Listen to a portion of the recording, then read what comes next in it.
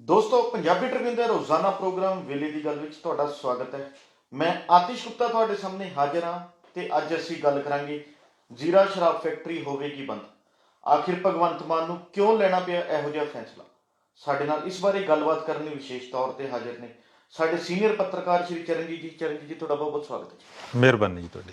ਚਰਨਜੀਤ ਜੀ, ਜ਼ੀਰਾ ਦੇ ਵਿੱਚ ਸ਼ਰਾਬ ਫੈਕਟਰੀ ਦੇ ਖਿਲਾਫ ਪਿਛਲੇ 6 ਮਹੀਨਿਆਂ ਤੋਂ ਪੱਕਾ ਮੋਰਚਾ ਲੱਗਿਆ ਹੋਇਆ ਹੈ ਤੇ ਆਖਿਰਕਾਰ ਅੱਜ 6 ਮਹੀਨਿਆਂ ਤੋਂ ਕਰੀਬ ਅਰਸੇ ਬਾਅਦ ਅੱਜ ਪੰਜਾਬ ਦੇ ਮੁੱਖ ਮੰਤਰੀ ਭਗਵੰਤ ਸਿੰਘ ਮਾਨ ਨੇ ਜ਼ੀਰਾ ਸ਼ਰਾਬ ਫੈਕਟਰੀ ਨੂੰ ਬੰਦ ਕਰਨ ਦੇ ਹੁਕਮ ਜਿਹੜੇ ਨੇ ਜਾਰੀ ਕਰ ਦਿੱਤੇ ਨੇ।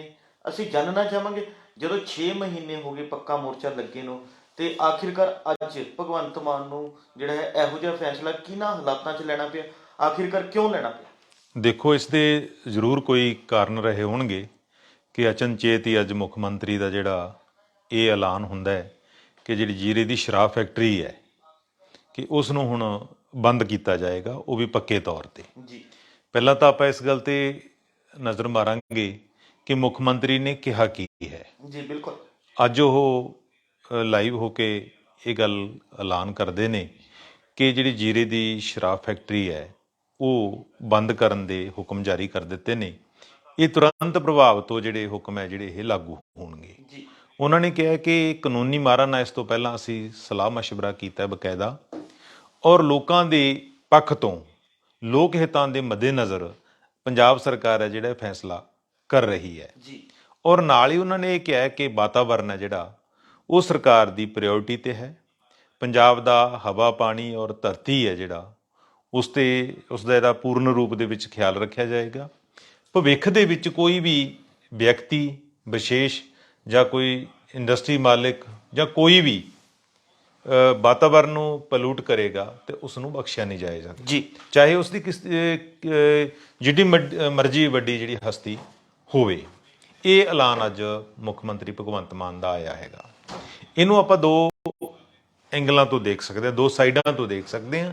ਇੱਕ ਤਾਂ ਸਰਕਾਰ ਦੇ ਪੱਖ ਤੋਂ ਦੇਖ ਸਕਦੇ ਹਾਂ, ਇੱਕ ਅਸੀਂ ਲੋਕਾਂ ਦਾ ਜਿਹੜੇ ਸੰਘਰਸ਼ ਕਰ ਰਹੇ ਸੀ ਉਹਨਾਂ ਦੇ ਪੱਖ ਤੋਂ ਦੇਖ ਸਕਦੇ ਹਾਂ। ਜੀ ਬਿਲਕੁਲ। ਇਹ ਸਾਰਿਆਂ ਨੂੰ ਪਤਾ ਹੈ ਕਿ 24 ਜੁਲਾਈ ਤੋਂ ਇੱਕ ਸਾਂਝਾ ਮੋਰਚਾ ਜ਼ੀਰਾ ਦੇ ਜਿਹੜੇ ਮਨਸੂਰ ਵਾਲਾ ਪਿੰਡ ਹੈਗਾ ਉਹਦੇ ਆਸ-ਪਾਸ ਜਿੱਥੇ ਫੈਕਟਰੀ ਲੱਗੀ ਵੀ ਹੈ, ਤਕਰੀਬਨ 40 ਪਿੰਡਾਂ ਦੇ ਲੋਕ ਇਕੱਠੇ ਹੋ ਕੇ ਇਹ ਲੜਾਈ ਲੜ ਰਹੇ ਸੀ ਕਿ ਜਿਹੜੀ ਸ਼ਰਾਬ ਦਾ ਫੈਕਟਰੀ ਦਾ ਜਿਹੜਾ ਨਿਕਾਸ ਹੈ, ਜਿਹੜਾ ਇਹਦਾ ਪਾਣੀ ਹੈ ਉਹ ਬੋਰਵੈਲ ਦੇ ਜ਼ਰੀਏ ਧਰਤੀ 'ਚ ਪਾਇਆ ਜਾ ਰਿਹਾ, ਜਿਹਦੇ ਨਾਲ ਇਹਨਾਂ 40 ਪਿੰਡਾਂ ਦਾ ਜਿਹੜਾ ਧਰਤੀ ਹੇਠਲਾ ਜਿਹੜਾ ਗਰਾਊਂਡ ਵਾਟਰ ਹੈ ਜੀ, ਉਹ ਪੋਲੂਟ ਹੋ ਰਿਹਾ, ਜਿਹਦੇ ਨਾਲ ਲੋਕਾਂ ਨੂੰ ਸਿਹਤ ਦੀ ਵੱਡੀ ਸਮੱਸਿਆ ਆ ਰਹੀ ਹੈ। ਵਾਤਾਵਰਨ ਖਰਾਬ ਹੋ ਰਿਹਾ, ਉੱਥੇ ਦੇ ਪਸ਼ੂ ਡੰਗਰ ਮਰ ਰਹੇ ਹੈ, ਲੋਕਾਂ ਦੀ ਜਿਹੜੀ ਹੈਲਥ ਹੈ ਉਹ ਦਾਅ ਤੇ ਲੱਗੀ ਹੋਈ ਹੈ। ਜੀ ਬਿਲਕੁਲ। ਤਾਂ ਉਹਨਾਂ ਨੇ 24 ਜੁਲਾਈ ਤੋਂ ਇਹ ਮੋਰਚਾ ਸ਼ੁਰੂ ਕੀਤਾ ਸੀ। ਤਕਰੀਬਨ 178 ਦਿਨਾਂ ਬਾਅਦ ਸਰਕਾਰ ਨੇ ਇਹ ਫੈਸਲਾ ਲਿਆ। ਜੀ, ਦੇਖੋ, ਇਹ ਤਾਂ ਲੁਕੀ ਛਿਪੀ ਗੱਲ ਨਹੀਂ ਕਿ ਸਰਕਾਰ ਨੇ ਪਹਿਲਾਂ ਇਸ ਮੋਰਚੇ ਨੂੰ ਲਾਈਟਲੀ ਤਰੀਕੇ ਨਾਲ ਲਿਆ। ਜੀ, ਜਿਹੜਾ ਮਸਲਾ ਪਹਿਲਾਂ ਨਜਿੱਠਿਆ ਜਾਣਾ ਚਾਹੀਦਾ ਸੀ ਉਹ ਉਦੋਂ ਨਜਿੱਠਿਆ ਗਿਆ ਜਦੋਂ ਲੋਕਾਂ ਦਾ ਇੱਕ ਵੱਡੀ ਤਾਕਤ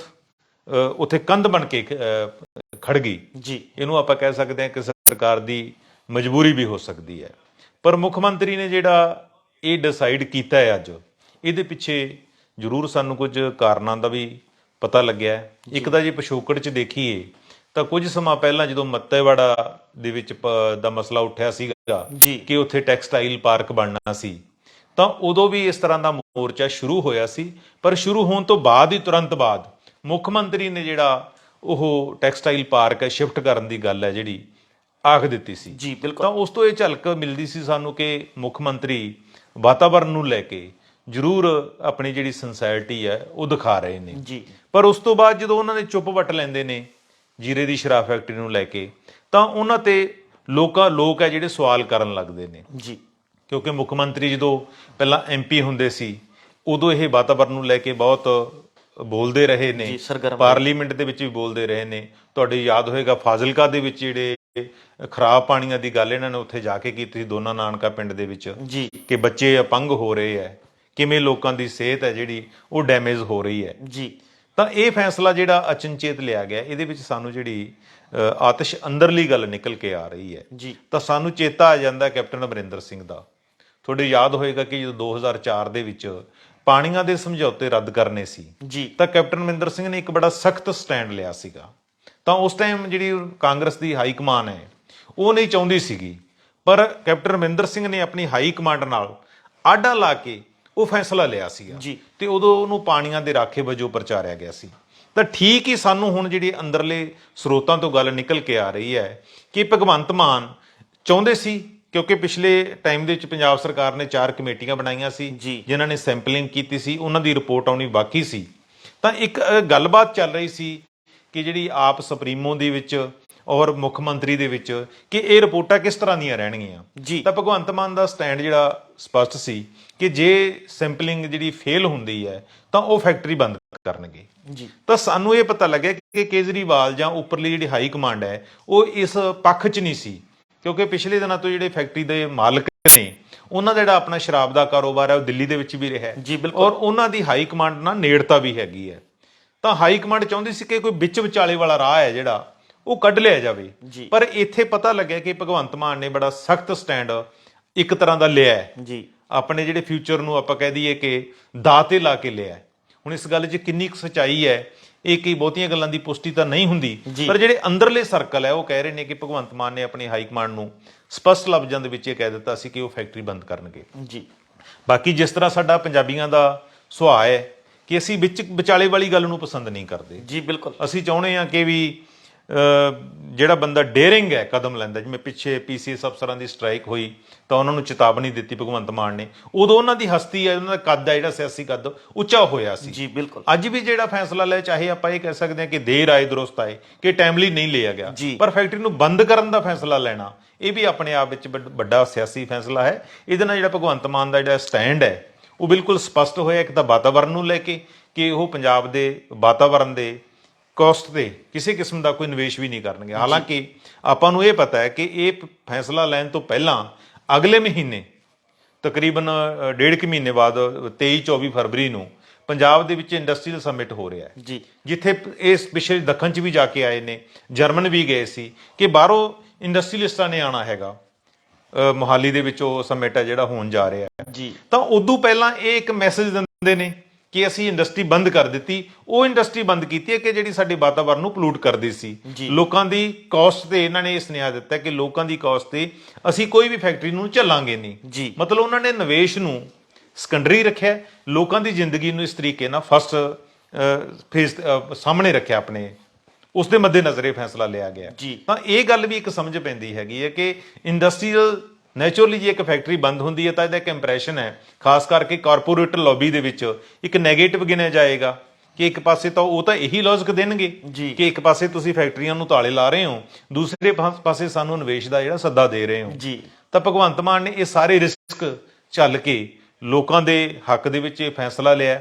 ਹਾਲਾਂਕਿ ਬਹੁਤ ਸਾਰੇ ਸੰਸ਼ੇ ਜਾਂ ਲੋਕਾਂ ਦੇ ਖਦਸ਼ੇ ਨੇ ਕਿ ਇਹ ਪਤਾ ਨਹੀਂ ਅਮਲ ਚ ਆਊਗਾ, ਕਿਉਂਕਿ ਜਿਹੜਾ ਫੈਕਟਰੀ ਦਾ ਮਾਲਕ ਹੈ ਉਹਦਾ ਜਿਹੜਾ ਉਹਨੇ ਕੇਸ ਹੈ ਜਿਹੜਾ ਹਾਈ ਕੋਰਟ ਦੇ ਵਿੱਚ ਪਾਇਆ ਹੋਇਆ। ਤਾਂ ਉਹਨਾਂ ਦੇ ਜਿਹੜੇ ਵਕੀਲ ਹੈ ਉਹਨਾਂ ਨੇ ਵੀ ਅੱਜ ਇਹ ਗੱਲ ਕਹੀ ਹੈਗੀ ਹੈ ਕਿ ਅਸੀਂ ਕਾਨੂੰਨੀ ਚਾਰਾਜੋਈ ਕਰਨਗੇ। ਪਰ ਜਿਹੜੇ ਵੀ ਆਪਾਂ ਦੇਖਦੇ ਹਾਂ ਕਾਨੂੰਨ, ਚਾਹੇ ਕੋਈ ਰੂਲ ਹੈ, ਕੋਈ ਨਿਯਮ ਹੈ, ਇਹ ਕਿਹਨਾਂ ਲਈ ਬਣਦੇ ਨੇ? ਲੋਕਾਂ ਲਈ ਬਣਦੇ ਨੇ।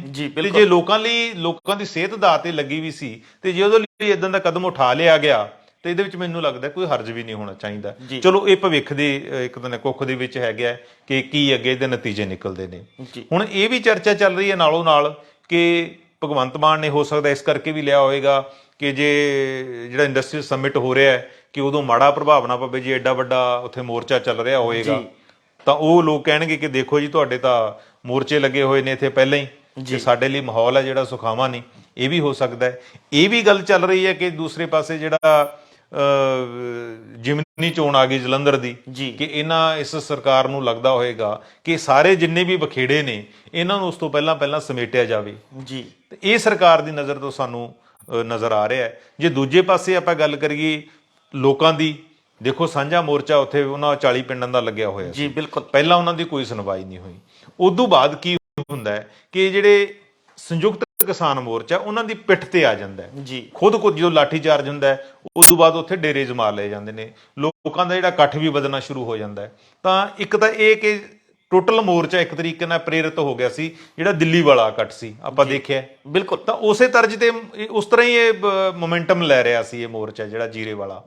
ਤਾਂ ਇਹਦੇ ਨਾਲ ਇੱਕ ਗੱਲ ਤਾਂ ਸਾਬਤ ਇਹ ਵੀ ਹੁੰਦੀ ਹੈ ਕਿ ਜੇ ਲੋਕ ਸੰਘਰਸ਼ ਕਰਦੇ ਨੇ, ਐਜੀਟੇਸ਼ਨ ਕਰਦੇ ਨੇ, ਆਪਣੇ ਰਾਈਟ ਦੀ ਵਰਤੋਂ ਕਰਦੇ ਨੇ, ਤਾਂ ਉਹ ਸੰਘਰਸ਼ ਲੋਕਾਂ ਦੇ ਜ਼ਰੀਏ ਜਿਹੜੇ ਜਿੱਤੇ ਜਾ ਸਕਦੇ ਨੇ। ਲੋਕਾਂ ਦੇ ਜਿਹੜੇ ਖਾਸ ਕਰਕੇ ਜਿਹੜੇ ਸਰਕਾਰਾਂ ਦੇ ਫੈਸਲੇ ਹੈ ਉਹ ਪਲਟਾਏ ਵੀ ਜਾ ਸਕਦੇ, ਉਹ ਬਦਲੇ ਵੀ ਜਾ ਸਕਦੇ ਆ। ਲੋਕਾਂ ਦੀ ਜਿਹੜੀ ਸੰਘਰਸ਼ਾਂ ਤੇ ਟੇਕ ਹੈ ਉਹ ਇਹਦੇ ਨਾਲ ਹੋਰ ਮਜ਼ਬੂਤ ਹੋਏਗੀ।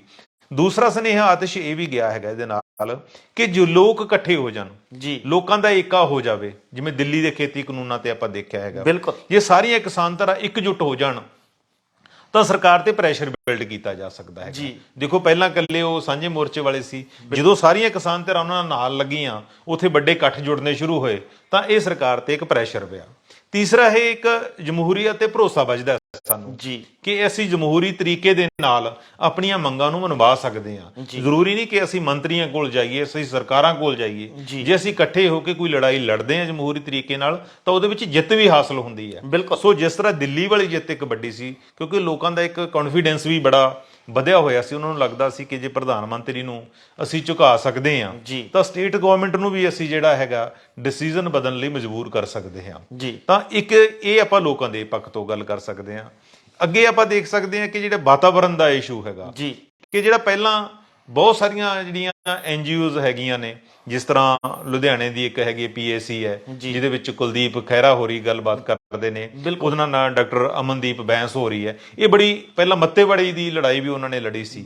ਤਾਂ ਇੱਕ ਇਹ ਟੋਟਲ ਐਪੀਸੋਡ ਦੇ ਵਿੱਚ ਆਪਾਂ ਕਹਿੰਦੇ ਪੋਲੀਟੀਕਲ ਸਿਨੈਰੀਓ ਦੇ ਵਿੱਚ, ਸੀਨ ਦੇ ਵਿੱਚ ਜਾਂ ਸੋਸ਼ਲ ਸੀਨ ਦੇ ਵਿੱਚ ਜਿਹੜਾ ਵਾਤਾਵਰਣ ਦਾ ਇਸ਼ੂ ਹੈ ਉਹ ਮੇਨ ਫੋਕਸ ਹੋ ਗਿਆ ਹੁਣ। ਪਹਿਲਾਂ ਬਹੁਤ ਸਾਰੇ ਆਪਾਂ ਕਹਿੰਦੇ ਸੀ ਕਿ ਜਦੋਂ ਵੀ ਚੋਣਾਂ ਹੁੰਦੀਆਂ ਸੀ ਵੱਡੀਆਂ ਛੋਟੀਆਂ, ਅਸੀਂ ਕਹਿੰਦੇ ਸੀ ਕਿ ਵਾਤਾਵਰਣ ਨੂੰ ਇਹਦੇ ਵਿੱਚ ਮੈਨੀਫੈਸਟੋ ਦੇ ਵਿੱਚ ਸਾਰੀਆਂ ਪਾਰਟੀਆਂ ਸ਼ਾਮਲ ਕਰਨ, ਪਰ ਇਹ ਤਰਜੀਹੀ ਰੂਪ ਦੇ ਵਿੱਚ ਨਹੀਂ ਸੀ ਰਿਹਾ, ਕਿਉਂਕਿ ਪਹਿਲਾਂ ਮੱਤੇਵਾੜਾ ਵਾਲਾ ਹੁੰਦਾ ਉਦੋਂ ਬਾਅਦ ਇਹ ਸ਼ਰਾਬ ਫੈਕਟਰੀ ਵਾਲਾ ਫੈਸਲਾ ਹੋ ਗਿਆ। ਹੁਣ ਕੀ ਹੈ ਕਿ ਆਉਣ ਵਾਲੇ ਟਾਈਮ ਦੇ ਵਿੱਚ ਕਿ ਜਿਸ ਤਰ੍ਹਾਂ ਮੁੱਖ ਮੰਤਰੀ ਨੇ ਵੀ ਕਿਹਾ ਕੋਈ ਬਖਸ਼ਿਆ ਨਹੀਂ ਜਾਏਗਾ, ਤਾਂ ਜਿਹੜਾ ਸਾਡਾ ਇੰਡਸਟਰੀਅਲ ਮਾਡਲ ਹੈ, ਚਾਹੇ ਸਾਡਾ ਐਗਰੀਕਲਚਰ ਦਾ ਮਾਡਲ ਹੈ, ਉਹ ਤੇ ਵੀ ਸਵਾਲ ਉੱਠਣਗੇ। ਕਿਉਂਕਿ ਸਾਡੇ ਜਿਹਨੂੰ ਆਪਾਂ ਕਹਿੰਦੇ ਕਿ ਗ੍ਰੀਨ ਰੈਵੋਲੂਸ਼ਨ ਦੀ ਗੱਲ ਕਰਦੇ ਹਾਂ, ਜਿੱਥੇ ਸਾਡਾ ਪ੍ਰੋਡਕਸ਼ਨ ਦੇ ਵਿੱਚ ਵਾਧਾ ਕੀਤਾ, ਉੱਥੇ ਸਾਡੀ ਸਿਹਤ ਵੀ ਦਾਅ ਤੇ ਲੱਗੀ, ਸਾਡੀ ਧਰਤੀ ਵੀ ਦਾਅ ਤੇ ਲੱਗੀ, ਸਾਡਾ ਇਨਵਾਇਰਨਮੈਂਟ ਵੀ ਦਾਅ ਤੇ ਲੱਗਿਆ, ਹਨਾ। ਤੇ ਸਰਕਾਰਾਂ ਨੇ ਕਦੇ ਇਸ ਪਾਸੇ ਪਹਿਲਾਂ ਸੋਚਿਆ ਨਹੀਂ ਸੀ, ਪਰ ਹੁਣ ਸੋਚਣ ਲਈ ਮਜਬੂਰ ਹੋਣਾ ਪਏਗਾ। ਇੱਕ ਆਦਿਸ਼ ਮੈਂ ਜਿਹੜੀ ਨੋਟ ਕੀਤੀ ਹੈ, ਮੈਂ ਜਦੋਂ ਉਹਨਾਂ ਦੀ 1.5 ਮਿੰਟ ਦੀ ਕਲਿੱਪ ਦੇਖ ਰਿਹਾ ਸੀ ਮੁੱਖ ਮੰਤਰੀ ਭਗਵੰਤ ਮਾਨ ਦੀ, ਤਾਂ ਉਹਨਾਂ ਦੀ ਮੈਨੂੰ ਇੱਕ ਸਮੈਲ ਆਈ ਜਿਹੜੇ ਲਾਸਟ ਪਾਰਟ ਦੇ ਵਿੱਚ, ਜਦੋਂ ਕਹਿੰਦੇ ਨੇ ਕਿ ਵਾਤਾਵਰਣ ਦੇ ਵਿੱਚ ਮਾਮਲੇ ਤੇ ਭਵਿੱਖ ਦੇ ਵਿੱਚ ਕੋਈ ਸਮਝੌਤਾ ਨਹੀਂ ਕੀਤਾ ਜਾਏਗਾ, ਕਿ ਕੋਈ ਬਖਸ਼ਿਆ ਨਹੀਂ ਜਾਏਗਾ। ਤਾਂ ਮੈਨੂੰ ਇੱਕ ਇਸ਼ਾਰਾ ਇਹ ਵੀ ਲੱਗ ਦਿੱਤਾ ਕਿ ਉਹਨਾਂ ਨੇ ਇਹ ਜ਼ਿੰਮੇਵਾਰੀ ਕਿਸਾਨਾਂ ਦੇ ਸਿਰ ਵੀ ਪਾ ਦਿੱਤੀ ਹੈ। ਤਾਂ ਉਹਨਾਂ ਨੂੰ ਲੱਗਦਾ ਹੈ ਕਿ ਹੁਣ ਤੁਸੀਂ ਦੇਖੋ, ਜੇ ਇੰਡਸਟਰੀ ਦਾ ਪੋਲੂਸ਼ਨ ਅਸੀਂ ਬੰਦ ਕਰਨ ਲਈ ਸਰਕਾਰ ਰੈਡੀ ਹੈ, ਤਾਂ ਤੁਹਾਨੂੰ ਵੀ ਤਿਆਰ ਹੋਣਾ ਚਾਹੀਦਾ ਕਿ ਇਹ ਨਾ ਹੋਵੇ ਕਿ ਕੱਲ ਨੂੰ ਤੁਸੀਂ ਪਰਾਲੀ ਨੂੰ ਅੱਗ ਲਾਉਣੀ ਸ਼ੁਰੂ ਕਰ ਦਿਓ। ਤਾਂ ਹੁਣ ਇਹਦੇ ਵਿੱਚ ਜਿੱਥੇ ਆਪਾਂ ਹੱਕਾਂ ਲਈ ਲੜ ਰਹੇ ਹਾਂ, ਉੱਥੇ ਕਿਸਾਨਾਂ ਨੂੰ ਵੀ ਆਪਣੇ ਜਿਹੜੇ ਫਰਜ਼ ਹੈ ਉਹ ਭਵਿੱਖ ਦੇ ਵਿੱਚ ਨਿਭਾਉਣੇ ਪੈਣਗੇ। ਕਿਉਂਕਿ ਜੇ ਅਸੀਂ ਕੱਲ ਨੂੰ ਫੇਰ ਅਸੀਂ ਧਾਨ ਦੀ ਪਰਾਲੀ ਨੂੰ ਅੱਗ ਲਾਵਾਂਗੇ ਤੇ ਫੇਰ ਕਹਾਂਗੇ ਕਿ ਸਾਡੀਆਂ ਰੈੱਡ ਐਂਟਰੀਆਂ ਨਾ ਪੈਣ, ਤਾਂ ਹੁਣ ਸਰਕਾਰਾਂ ਸਿਰ ਜ਼ਿੰਮੇਵਾਰੀ ਵੀ ਮੁੱਖ ਮੰਤਰੀ ਨੇ ਨਾਲੋਂ ਨਾਲ ਹੈ ਜਿਹੜੀ ਉਹ ਫਿਕਸ ਕਰ ਦਿੱਤੀ ਹੈ। ਇਹ ਤੇ ਵੀ ਸਰਕਾਰ ਨੂੰ ਜਿਹੜਾ ਧਿਆਨ ਦੇਣਾ ਪਏਗਾ। ਬਾਕੀ ਦੇਖਦੇ ਹਾਂ ਕਿ ਹੁਣ ਜਿਹੜਾ ਫੈਕਟਰੀ ਦਾ ਮਾਲਕ ਹੈ, ਓਨਰ ਹੈ, ਉਹ ਕਿਸ ਕਿਸਮ ਦੇ ਕਦਮ ਚੁੱਕਦਾ ਹੈ। ਹੋ ਸਕਦਾ ਕਈ ਵਾਰੀ ਸਰਕਾਰਾਂ ਦੇਣ ਲੈਣ ਕਰ ਲੈਂਦੀਆਂ ਨੇ ਅੰਦਰੋਂ ਖਾਤੇ, ਕਿ ਠੀਕ ਹੈ ਕਿ ਸਾਨੂੰ ਲੋਕਾਂ ਦੇ ਦਬਾਅ ਵਿੱਚ ਇਹ ਕਰਨਾ ਪੈ ਰਿਹਾ, ਪਰ ਇੱਕ ਗੱਲ ਸਾਫ਼ ਹੋ ਗਈ ਹੈ ਕਿ ਮੁੱਖ ਮੰਤਰੀ ਨੇ ਜਿਹੜਾ ਇੱਕ ਕਦਮ ਉਠਾਇਆ, ਪਹਿਲਾਂ ਮੱਤੇਵਾੜੇ ਨੂੰ ਲੈ ਕੇ, ਚਾਹੇ ਲੋਕਾਂ ਦੇ ਸੰਘਰਸ਼ ਨੂੰ ਦੇਖਦੇ ਹੋਏ, ਚਾਹੇ ਦੇਰੀ ਨਾਲ ਉਠਾਇਆ ਗਿਆ, ਪਰ ਇਹਦੇ ਨਾਲ ਮੁੱਖ ਮੰਤਰੀ ਦੀ ਹਸਤੀ ਹੈ ਜਿਹੜੀ ਉਹ ਜ਼ਰੂਰ ਉੱਚੀ ਹੋਈ ਹੈ। ਜੇ ਉਹਨਾਂ ਨੇ ਆਪਣੀ ਹਸਤੀ ਨੂੰ ਇਸ ਤਰ੍ਹਾਂ ਕਾਇਮ ਰੱਖਣਾ ਤਾਂ ਇਹਨਾਂ ਸਾਰੀਆਂ ਚੀਜ਼ਾਂ ਨੂੰ ਉਹਨਾਂ ਨੂੰ ਪ੍ਰੈਕਟੀਕਲ ਸ਼ੇਪ ਹੈ ਜਿਹੜੀ ਦੇਣੀ ਪਏਗੀ।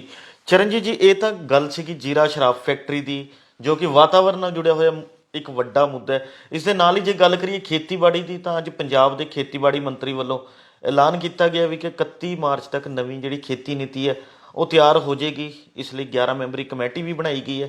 ਅਸੀਂ ਜਾਣਨਾ ਚਾਹਾਂਗੇ ਇਹ ਨਵੀਂ ਜਿਹੜੀ ਖੇਤੀ ਨੀਤੀ ਦੀ ਗੱਲ ਕਰ ਰਹੇ ਨੇ ਕੈਬਨਿਟ ਮੰਤਰੀ, ਉਹ ਕੀ ਹੈ ਤੇ ਉਸ ਵਿੱਚ ਕੀ ਕੁਝ ਹੋਣ ਦੀ ਸੰਭਾਵਨਾ? ਦੇਖੋ, ਇਹ ਕੋਈ ਅਲੋਕਾਰੀ ਗੱਲ ਵੀ ਨਹੀਂ ਤੇ ਨਾ ਹੀ ਸਾਨੂੰ ਇਹ ਤੇ ਹੈਰਾਨੀ ਹੁੰਦੀ ਹੈ, ਪਰ ਸਾਨੂੰ ਇੰਨਾ ਕੁ ਜ਼ਰੂਰ ਹੈਗਾ ਕਿ ਖੇਤੀ ਪਾਲਿਸੀ ਬਣਾਈ ਜਾਣੀ ਹੈ ਜਿਹੜੀ, ਉਹਦੇ ਬਾਰੇ ਜਿਹੜੀ ਤੁਸੀਂ ਗੱਲ ਕਰ ਰਹੇ ਹੋ ਕਿ ਖੇਤੀ ਮੰਤਰੀ ਕੁਲਦੀਪ ਸਿੰਘ ਧਾਲੀਵਾਲ ਨੇ ਅੱਜ ਕਿਹਾ ਹੈ ਕਿ ਅਸੀਂ 11 ਮੈਂਬਰੀ ਇੱਕ ਕਮੇਟੀ ਬਣਾਈ ਆ ਉਹਨਾਂ ਨੇ, ਜਿਹਦੇ ਵਿੱਚ ਮਾਹਰ ਵੀ ਲਏ, ਐਕਸਪਰਟ ਵੀ ਲਏ ਗਏ ਨੇ, ਅਧਿਕਾਰੀ ਵੀ ਲਏ ਗਏ ਨੇ। ਜਿਹੜਾ ਖੇਤੀ ਕਮਿਸ਼ਨ ਹੈ ਉਹਦੇ ਜਿਹੜੇ ਚੇਅਰਮੈਨ ਹੈ ਸੁਖਪਾਲ ਸਿੰਘ, ਉਹਨਾਂ ਨੂੰ ਵੀ ਲਿਆ ਗਿਆ ਹੈਗਾ। ਤਾਂ ਇਹਨਾਂ ਨੇ ਕਿਹਾ ਕਿ ਅਸੀਂ 31 ਮਾਰਚ ਤੱਕ ਇਹਨੂੰ ਫਾਈਨਲਾਈਜ਼ ਕਰ ਦੇਣਾ ਹੈਗਾ। ਜੀ ਉਸ ਤੋਂ ਪਹਿਲਾਂ ਉਹ ਕਹਿੰਦੇ ਕਿ ਖੇਤੀ ਪਾਲਿਸੀ ਬਣਾਉਣ ਤੋਂ ਪਹਿਲਾਂ ਅਸੀਂ ਕਿਸਾਨ ਮਿਲਣੀ ਵੀ ਕਰਾਂਗੇ, ਜਿੱਥੇ ਮੁੱਖ ਮੰਤਰੀ ਜਾਣਗੇ PAU ਦੇ ਵਿੱਚ 12 ਫਰਵਰੀ ਨੂੰ। ਜੀ ਅਸੀਂ ਵੱਖ-ਵੱਖ ਕਿਸਾਨ ਯੂਨੀਅਨ ਦੇ ਜਿਹੜੇ ਨੁਮਾਇੰਦੇ ਹੈ ਉਹਨਾਂ ਨਾਲ ਵੀ ਮਸ਼ਵਰੇ ਕਰਾਂਗੇ ਕਿ ਕਿਸ ਤਰ੍ਹਾਂ ਦੀ ਪਾਲਿਸੀ ਬਣਾਈ ਜਾ ਸਕਦੀ ਹੈਗੀ ਹੈ। ਇਸ ਤਰ੍ਹਾਂ ਅਸੀਂ ਕਹਿੰਦੇ ਕਿ ਬਾਕੀ ਅਦਾਰਿਆਂ ਨਾਲ, ਜਿਵੇਂ ਦੂਸਰੀ ਗੜਵਾਸੂ ਯੂਨੀਵਰਸਿਟੀ ਹੈ, PAU ਹੈ, ਸਾਰਿਆਂ ਨਾਲ ਰਾਏ ਮਸ਼ਵਰਾ ਕਰਕੇ ਪਾਲਿਸੀ ਹੈ ਜਿਹੜੀ, ਜਾਂ ਹਾਰਟੀਕਲਚਰ ਵਾਲੇ ਹੈ, ਮਸ਼ਵਰਾ ਕਰਕੇ ਫਿਰ ਇਹ ਡਰਾਫਟ ਤਿਆਰ ਹੈ ਜਿਹੜਾ ਕੀਤਾ ਜਾਏਗਾ। ਜੀ ਕਿਉਂਕਿ ਆਤਿਸ਼ ਦੇਖੋ, ਖੇਤੀ ਮੈਨੂੰ ਇਹ ਲੱਗਦਾ ਕਿ ਇਹ ਪੰਜਾਬ ਦੀ ਇੱਕ ਤਰਾਸਦੀ ਕਹਿ ਸਕਦੇ ਹਾਂ ਆਪਾਂ, ਜੀ ਕਿ ਸਾਡਾ ਅਗਰੇਰੀਅਨ ਸਟੇਟ ਹੋਵੇ ਤੇ ਉੱਥੋਂ ਦੇ ਕਿਸਾਨਾਂ ਦੀ ਇੰਨੀ ਹਾਲਤ ਡਾਮਾਡੋਲ ਹੋਵੇ ਤੇ ਉੱਥੋਂ ਦੀਆਂ ਸਰਕਾਰਾਂ ਇਸ ਤਰ੍ਹਾਂ ਲੰਮੇ ਅਰਸੇ ਤੋਂ ਸੁੱਤੀਆਂ ਪਈਆਂ ਹੋਣ, ਜੀ ਬਿਲਕੁਲ। ਤਾਂ ਫਿਰ ਉਂਗਲਤਾ ਉੱਠਣੀ ਜਿਹੜੀ ਇੱਕ ਸੁਭਾਵਿਕ ਬਣ ਜਾਂਦੀ ਹੈਗੀ ਹੈ। ਤੇ ਇੰਨੇ 1992 ਤੋਂ ਲੈ ਕੇ ਜਿਹੜਾ ਸਾਡਾ ਡਾਊਨਫਾਲ ਆਉਣਾ ਸ਼ੁਰੂ ਹੋਇਆ, ਜੀ ਠੀਕ ਹੈ। ਸਾਡੀ ਜਿਹੜੀ ਖਾਸ ਕਰਕੇ ਕਾਟਨ ਬੈਲਟ ਦੇ ਵਿੱਚ ਤਾਂ ਜਿਹੜਾ ਦੌਰ ਸ਼ੁਰੂ ਹੋਇਆ ਖੁਦਕਸ਼ੀਆਂ ਦਾ, ਕਰਜ਼ੇ ਦਾ ਜਾਲ ਵਧਿਆ ਜਿਹੜਾ, ਉਹ ਇਹਨਾਂ ਸਾਲਾਂ ਦੇ ਵਿੱਚ ਹੀ ਵਧਣਾ ਸ਼ੁਰੂ ਹੋਇਆ। ਬਿਲਕੁਲ ਜੀ। ਪਰ ਕਿਸੇ ਵੀ ਸਰਕਾਰ ਨੇ ਖੇਤੀ ਪਾਲਿਸੀ ਜਿਹੜੀ ਉਹਨੂੰ ਅਮਲੀ ਰੂਪ ਨਹੀਂ ਦਿੱਤਾ ਸੀਗਾ। ਜੀ ਹਾਲਾਂਕਿ ਜਦੋਂ ਅਕਾਲੀ ਭਾਜਪਾ ਗੱਠਜੋੜ ਦੀ ਸਰਕਾਰ ਸੀਗੀ, ਜੀ ਤਾਂ ਉਹਨਾਂ ਨੇ 2012 ਦੇ ਵਿੱਚ ਡਾਕਟਰ GS ਕਾਲਕਟ ਦੀ ਅਗਵਾਈ ਦੇ ਵਿੱਚ ਇਸੇ ਤਰ੍ਹਾਂ ਹੀ ਇੱਕ ਕਮੇਟੀ ਬਣਾਈ ਸੀ ਤਾਂ ਕਿ ਐਗਰੀਕਲਚਰ ਪਾਲਿਸੀ ਹੈ ਜਿਹੜੀ ਤਿਆਰ ਕੀਤੀ ਜਾ ਸਕੇ। ਜੀ ਉਹਨਾਂ ਨੇ ਆਪਣੀ ਰਿਪੋਰਟ ਮਾਰਚ 2013 ਦੇ ਵਿੱਚ ਦੇ ਦਿੱਤੀ ਸੀ, ਬਿਲਕੁਲ। ਪਰ ਮੁੜ ਕੇ ਸਰਕਾਰ ਨੇ ਉਸ ਪਾਲਿਸੀ ਨੂੰ ਅੱਜ ਤੱਕ ਲਾਗੂ ਨਹੀਂ ਕੀਤਾ। ਫਿਰ ਕੈਪਟਨ ਅਮਰਿੰਦਰ ਸਿੰਘ ਦੀ ਸਰਕਾਰ ਆਈ ਤਾਂ ਇਹਨਾਂ ਨੇ ਜਿਹੜਾ ਖੇਤੀ ਕਮਿਸ਼ਨ ਹੈਗਾ, ਉਹਨਾਂ ਦੇ ਚੇਅਰਮੈਨ ਅਜੇ ਵੀਰ ਜਾਖੜ ਦੀ ਅਗਵਾਈ ਦੇ ਵਿੱਚ ਇਹ ਕਮੇਟੀ ਬਣਦੀ ਹੈਗੀ ਹੈ 2018 ਦੇ ਵਿੱਚ।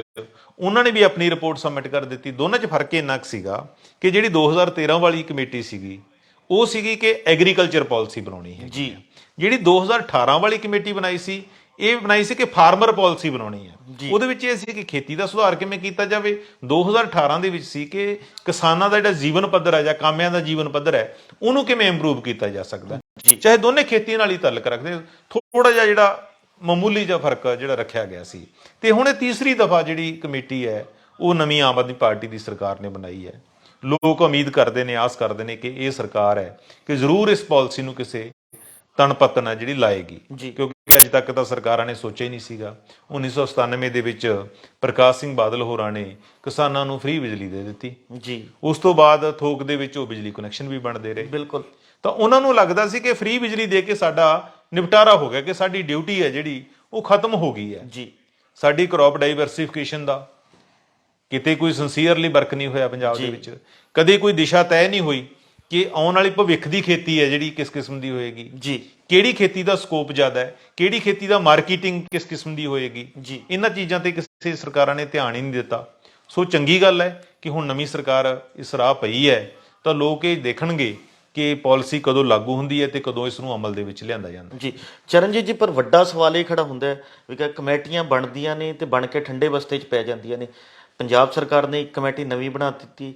ਜੇ ਇਸ ਤੋਂ ਪਹਿਲਾਂ ਗੱਲ ਕਰੀਏ ਤਾਂ ਕੇਂਦਰ ਸਰਕਾਰ ਵੱਲੋਂ ਵੀ ਪਿਛਲੇ ਸਾਲ ਕਮੇਟੀ ਬਣਾਈ ਗਈ ਸੀ ਜਿਹੜਾ MSP ਨੂੰ ਜਿਹੜਾ ਹੈਗਾ ਤੈਅ ਕਰਨ ਲਈ ਕਾਨੂੰਨੀ ਗਰੰਟੀ ਦੇਣ ਬਾਰੇ ਫੈਸਲਾ ਲੈਣਾ ਸੀ।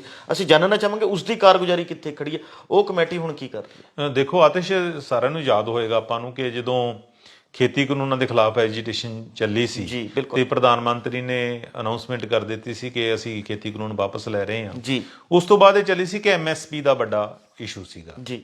ਤਾਂ ਕੇਂਦਰ ਸਰਕਾਰ ਨੇ ਫਿਰ ਉਸੇ ਲਾਈਨ ਦੇ ਵਿੱਚ, ਉਸੇ ਲੀਹ ਤੇ ਚੱਲਦਿਆਂ ਅੱਗੇ ਇੱਕ ਕਮੇਟੀ ਦਾ ਗਠਨ ਕੀਤਾ ਸੀਗਾ ਕਿ ਜਿਹਨੇ ਦੇਖਣਾ ਸੀ MSP ਦਾ ਇਸ਼ੂ ਦੇਖਣਾ ਸੀ, ਕ੍ਰੌਪ ਡਾਈਵਰਸਿਫਿਕੇਸ਼ਨ ਦੇਖਣਾ ਸੀ ਔਰ ਨੈਚੁਰਲ ਫਾਰਮਿੰਗ ਦਾ ਦੇਖਣਾ ਸੀ। ਜੀ ਬਿਲਕੁਲ। ਅਗਸਤ 2021 ਦੇ ਵਿੱਚ ਜਿਹੜਾ ਹੈਗਾ ਇਹ ਕਮੇਟੀ ਦਾ ਇਹਨਾਂ ਨੇ ਗਠਨ ਕੀਤਾ ਸੀਗਾ ਜੀ।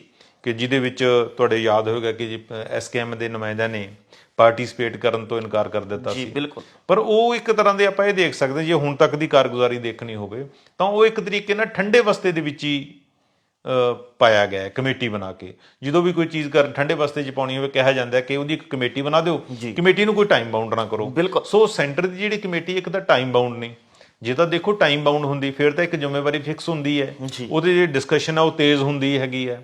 ਪਰ ਅੱਜ ਤੱਕ ਉਹ ਤੇ ਕੋਈ ਬਹੁਤੀਆਂ ਮੀਟਿੰਗਾਂ ਨਹੀਂ ਹੋਈਆਂ। ਇੱਕ ਪਿੱਛੇ ਜੇ ਉੜੀਸਾ ਦੇ ਵਿੱਚ ਮੀਟਿੰਗ ਹੋਈ ਸੀ, ਇੱਕ ਹੀ ਆ ਪਿਛਲੀ ਲੰਘੀ ਜਿਹੜੀ 12 ਜਨਵਰੀ ਆ ਉਦੋਂ ਹੋਈ ਹੈ। ਇੱਕ ਮੈਨੂੰ ਪਤਾ ਲੱਗਿਆ ਕਿ ਕੱਲ ਨੂੰ ਹੋਣ ਜਾ ਰਹੀ ਹੈ। ਉਹਦੇ ਵਿੱਚ ਪਹਿਲੀ ਵਾਰ ਜਿਹੜੀ ਹੈਗੀ ਹੈ ਡਿਸਕਸ਼ਨ ਡਿਟੇਲ ਦੇ ਵਿੱਚ ਹੋਣੀ ਹੈਗੀ ਹੈ। ਜੀ। ਕਿਉਂਕਿ ਸਰਕਾਰ ਜਦੋਂ ਤਾਂ ਐਜੀਟੇਸ਼ਨ ਚੱਲਦੀ ਸੀ ਉਦੋਂ ਹੋਰ ਸੀ, ਮੁੜ ਕੇ ਚਲੋ ਠੀਕ ਹੈ ਖੇਤੀ ਕਾਨੂੰਨ ਵਾਪਸ ਲੈ ਲਏ, ਪਰ ਬਾਕੀ ਜਿਹੜੀਆਂ ਮੰਗਾਂ ਸੀ ਉਹ ਸਰਕਾਰ ਨੇ 1 ਸਾਲ ਬਾਅਦ ਵੀ ਅਜੇ ਤੱਕ ਪ੍ਰਵਾਨ ਨਹੀਂ ਕੀਤੀਆਂ। ਜੀ ਜਿਸ ਤਰ੍ਹਾਂ ਆਪਾਂ ਕਹਿੰਦੇ ਕਿ ਹਰਿਆਣੇ 'ਚ ਪਰਚੇ ਦਰਜ ਹੋਏ ਬਿਲਕੁਲ। ਕਿਸਾਨਾਂ ਤੇ, ਰੇਲਵੇ ਨੇ ਪੁਲਿਸ ਕੇਸ ਦਰਜ ਕੀਤੇ, ਜੀ ਉਹ ਅੱਜ ਤੱਕ ਵਿਡਰਾਅ ਨਹੀਂ ਹੋਏ। ਤਾਂ ਸਰਕਾਰਾਂ ਇੱਕ ਤਰੀਕੇ ਨਾਲ, ਜੇ ਆਪਾਂ ਉੱਪਰੋਂ ਤਾਂ ਕਹਿੰਦੀਆਂ ਨੇ ਕਿ ਅਸੀਂ ਕਿਸਾਨ ਹਮਾਇਤੀ ਹੈਗੀਆਂ, ਜੀ ਇੱਕ ਝੋਲਾ ਪਾਉਂਦੀਆਂ ਲੋਕਾਂ ਦੇ ਵਿੱਚ, ਇੱਕ ਵਹਿਮ ਭਰਮ ਖੜਾ ਕਰਦੀਆਂ ਨੇ, ਪਰ ਪ੍ਰੈਕਟੀਕਲੀ ਜਦੋਂ ਆਪਾਂ ਇਸ ਤਰ੍ਹਾਂ ਦੀਆਂ ਕਮੇਟੀਆਂ ਤੇ ਨਜ਼ਰ ਮਾਰਦੇ ਹਾਂ ਕਿ ਇਹਦਾ ਰਿਜ਼ਲਟ ਕੀ ਨਿਕਲਿਆ, ਉਹ ਹਜੇ ਸਿਰਫ ਮੀਟਿੰਗਾਂ ਤੱਕ ਹੀ ਸੀਮਤ ਹੈ। ਹੁਣ ਪਿੱਛੇ ਜੇ ਇੱਕ ਕਮੇਟੀ ਤੁਹਾਡੇ ਯਾਦ ਹੋ ਬਣਾਈ ਹੈ, ਨੈਸ਼ਨਲ ਕੋਆਪਰੇਟਿਵ ਪਾਲਿਸੀ ਬਣਾਉਣੀ ਜੀ ਸੀ, ਬਿਲਕੁਲ। ਉਹਦੇ ਬੜੀ ਤੇਜ਼ੀ ਨਾਲ ਕੰਮ ਕਰਨਾ ਸ਼ੁਰੂ ਕਰ ਦਿੱਤਾ। ਹਾਲਾਂਕਿ ਜਿਹੜਾ ਕੋਆਪਰੇਸ਼ਨ ਦਾ ਇਸ਼ੂ ਹੈਗਾ ਇਹ ਸਾਡਾ ਸਟੇਟ ਸਬਜੈਕਟ ਹੈ, ਸਾਡੇ ਸਟੇਟ ਸਬਜੈਕਟ ਦੇ ਵਿੱਚ ਸਿੱਧੀ ਜਿਹੜੀ ਹੈਗੀ ਹੈ ਕੇਂਦਰ ਦਾ ਦਖਲ ਹੈਗਾ। ਜੀ। ਇਹਦੇ ਬਾਵਜੂਦ ਉਹਨਾਂ ਨੇ ਨੈਸ਼ਨਲ ਕੋਆਪਰੇਟਿਵ ਪਾਲਿਸੀ ਬਣਾਉਣ ਦੇ ਲਈ ਕਮੇਟੀ ਬਣਾ ਕੇ ਉਹ 'ਤੇ ਕੰਮ ਕਰਨਾ ਸ਼ੁਰੂ ਕਰ ਦਿੱਤਾ। ਸੋ ਇਸ ਪਾਸੇ ਵੀ ਸਾਡੀਆਂ ਜਿਹੜੀਆਂ ਪੋਲੀਟੀਕਲ ਪਾਰਟੀਆਂ, ਖਾਸ ਕਰਕੇ ਖੇਤਰੀ ਪਾਰਟੀਆਂ ਨੇ, ਕਿ ਸਾਡੇ ਜਿਹੜੀ ਭਾਰਤ ਸਰਕਾਰ ਹੈ ਕਿਵੇਂ ਸਾਡੇ ਅੰਦਰੂਨੀ ਮਾਮਲਿਆਂ ਦੇ ਵਿੱਚ ਸਟੇਟ ਦੇ ਅਧਿਕਾਰਾਂ ਦੇ ਵਿੱਚ ਦਖਲ ਦੇ ਰਹੀਆਂ, ਉਹ ਤੋਂ ਵੀ ਸਾਵਧਾਨ ਹੋਣਾ ਪਏਗਾ। ਪਰ ਅਲਟੀਮੇਟਲੀ ਇੱਕੋ ਗੱਲ ਨਿਕਲਦੀ ਹੈ ਕਿ ਜਦੋਂ ਲੋਕਾਂ ਦੇ ਸਿਰ ਜੁੜ ਜਾਣ, ਲੋਕ ਇੱਕ ਤਹੱਈਆ ਕਰ ਲੈਣ, ਤਾਂ ਬਹੁਤ ਸਾਰੇ ਫੈਸਲੇ ਜਿਹੜੇ ਪਲਟੇ ਵੀ ਜਾ ਸਕਦੇ ਆ, ਬਹੁਤ ਸਾਰੀਆਂ ਕਮੇਟੀਆਂ ਦਾ ਗਠਨ ਵੀ ਕਰਾਇਆ ਜਾ ਸਕਦਾ ਹੈ, ਉਹਨਾਂ ਨੂੰ ਕਿਸੇ ਤਨਪਤਨ ਵੀ ਲਾਇਆ ਜਾ ਸਕਦਾ ਹੈ। ਜੀ ਇਹ ਸਨ ਸਾਡੇ ਸੀਨੀਅਰ ਪੱਤਰਕਾਰ ਸ਼੍ਰੀ ਚਰਨਜੀਤ ਜੀ, ਜਿਨ੍ਹਾਂ ਨੇ ਆਪਣੇ ਵਡਮੁੱਲੇ ਵਿਚਾਰ ਸਾਡੇ ਨਾਲ ਸਾਂਝੇ ਕੀਤੇ। ਕੱਲ੍ਹ ਨੂੰ ਇਸੇ ਸਮੇਂ ਇੱਕ ਨਵੇਂ ਮੁੱਦੇ ਤੇ ਫਿਰ ਗੱਲਬਾਤ ਕਰਾਂਗੇ ਪ੍ਰੋਗਰਾਮ ਵੇਲੇ ਦੀ ਗੱਲ ਵਿੱਚ। ਧੰਨਵਾਦ।